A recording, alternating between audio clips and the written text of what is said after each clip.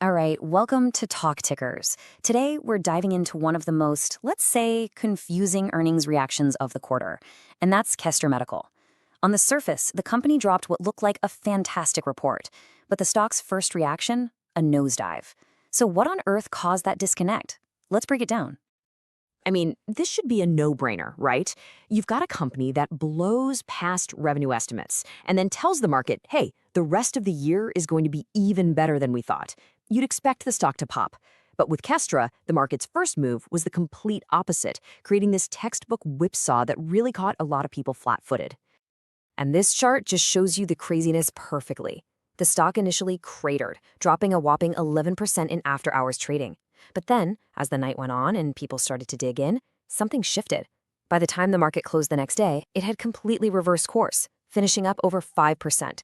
This massive swing tells you the market was wrestling with two totally different stories inside of one single report.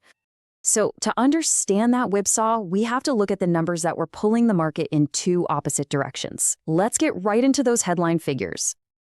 And here it is, the heart of the contradiction. On one side, you have just phenomenal growth. Revenue of $22.6 million, absolutely crushing expectations by more than $1.5 million. That's up a staggering 53% from last year. And they raised their guidance for the full year. But on the other side, you look at the bottom line, and that's what spooked investors. A loss of 64 cents per share, which was 7 cents worse than Wall Street was looking for. So this set the stage for a classic Wall Street tug-of-war. Is this a hypergrowth story where you just have to ignore the short-term losses for the bigger prize? Or is this a story about a company that's spending way too much money, way too fast? Investors had to pick a side. Let's just lay out the arguments, plain and simple.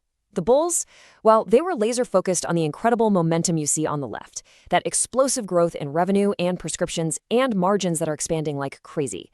But the bears, they honed in on the cash burn over on the right, the bigger-than-expected loss and the fact that expenses are ramping up.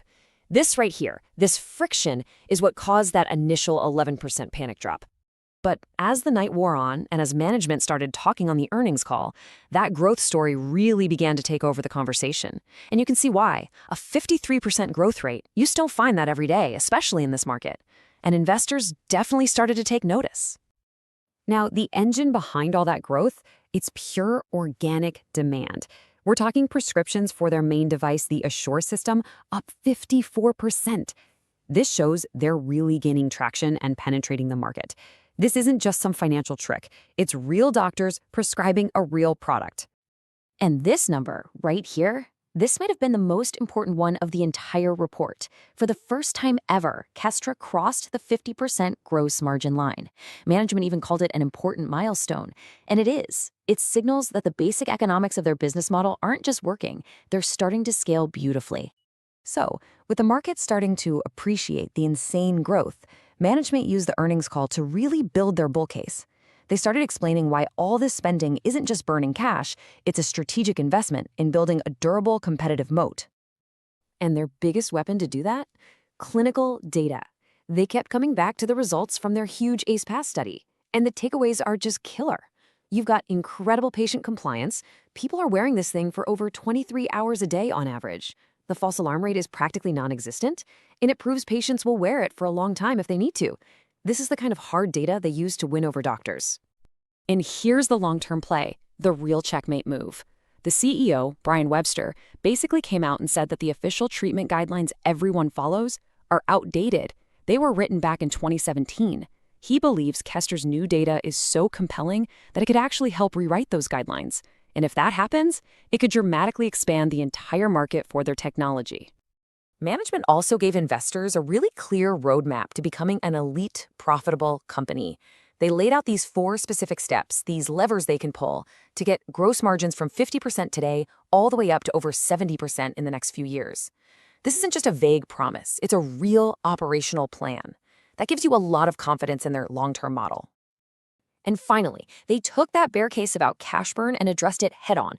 Right before earnings, the company went out and raised nearly $150 million. You add that to the cash they already had, and they are now sitting on a fortress balance sheet.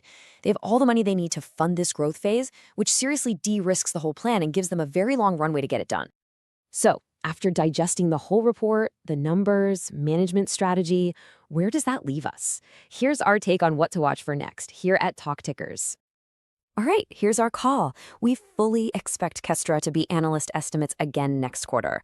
And that's on both revenue and on the bottom line.